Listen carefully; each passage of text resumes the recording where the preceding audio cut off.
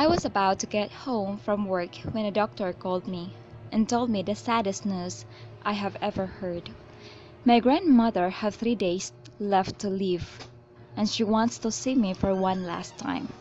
She have a terminal illness, and I trust that doctors have done all they could to save her or at least extend her life. They previously extended it for 2 weeks. They extended it again for 3 more days, and they told us that if they will try to extend it again, they could no longer guarantee it will work. I rushed to the hospital where she was confined. I sat behind her. She could barely open her eyes. I could not hide my emotions. I burst into tears. I held her palm and I sobbed. I whispered into her ears, "Grandmother, I am here." She tried to open her eyes and she spoke calmly. "My precious one, don't cry." And I feel she held my palm.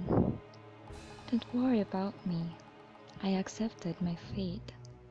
Don't grieve. I will die happy because I see you. But I worry for you. I have a very important thing to tell you." "What is that, grandmother?" I asked. "At any cost, do not sell our house. It is yours now, because it will do something for you in the future." "I don't need your house. I need you," I replied to her. "What's the point of having it without you?" "My precious one, as much as I don't want to leave you, there's nothing we can do. Again, don't worry about me. You need to be strong and follow what I told you," she said to me. I stayed beside her until she gave me her one last smile before she passed away. She was my foster parent when my real parents were killed in an accident.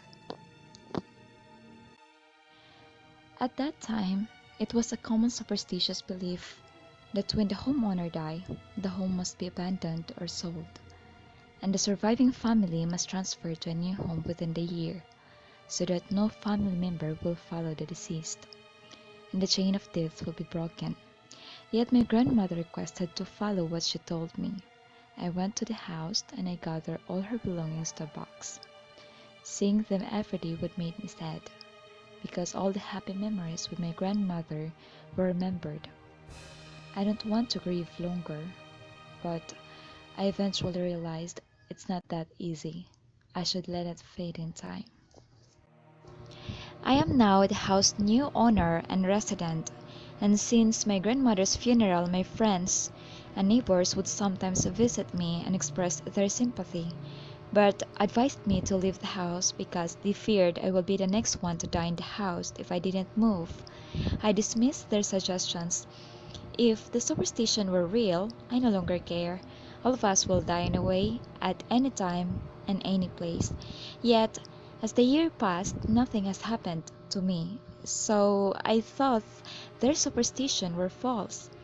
So I continued with my life until something happened in our town. The people panicked for what they see.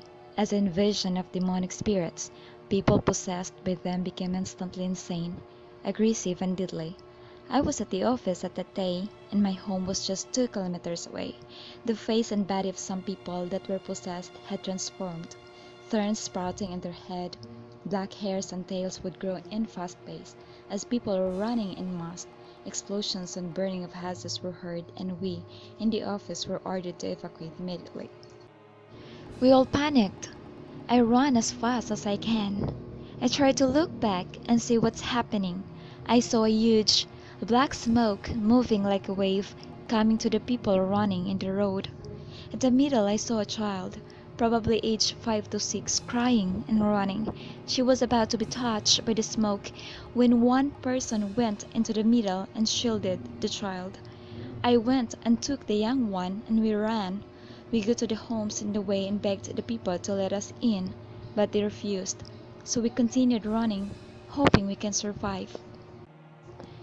We then proceeded to another house we found and begged the people inside to let us in, but they refused.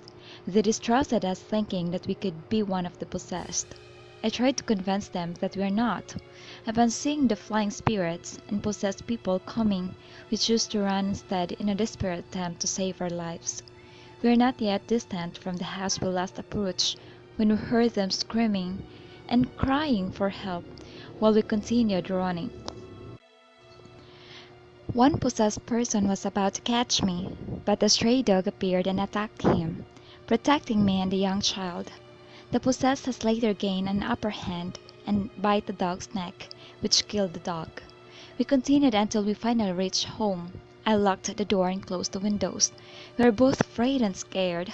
I saw my neighbors being invaded by the smoke and turned into monstrous creatures that feed on flesh of another.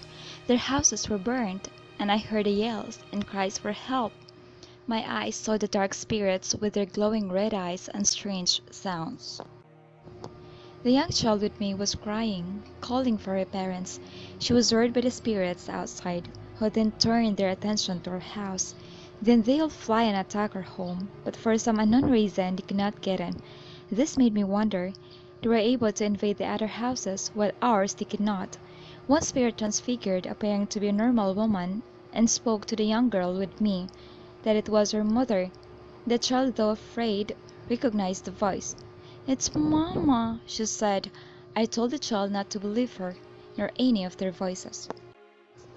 I was able to convince her. The spirits still continued to pretend to be normal people, asking for help and tempting us to let them in. They continued to speak throughout the time, so we stayed in my room for a moment.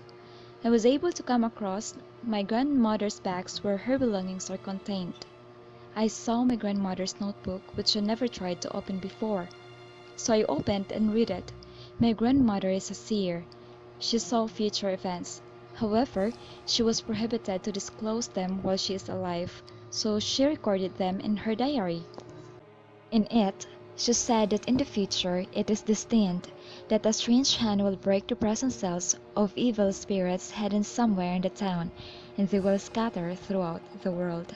However, they cannot go out to the world unless they have possessed all the people in the town before the sunrise of the next day, and they cannot get into the homes of people unless they were invited. If there is one house that refused to let them in until the next day, all the evil spirits will be defeated. A radio now broke the silence. It announced that a rescue is coming, and people were instructed to put a flag on their roofs to signify that the house have survivors, or else the house will be bombed. I disbelieved this, but I heard the sound of helicopters flying and bombing other houses. This nearly convinced me, but I refused to follow the instruction, as opening the doors or the windows would surely let the spirits in. The night came and we slept, but a noise came again, this time from a policeman. He mentioned my name and said, "You there, everything is now fine. You can go out of the house now. Please also turn over the child to us so that we may give her to her parents." I didn't listen. The policeman now have threatened to destroy the house if I will not turn over the child. Then the voice of a woman was heard, crying out and calling the child. The young child beside me cried and tried to escape, but I was able to hold her and let her stay. After a few seconds, we heard a loud gunfire. Though I didn't see any gunshots around, it nearly convinced me, but I still didn't listen.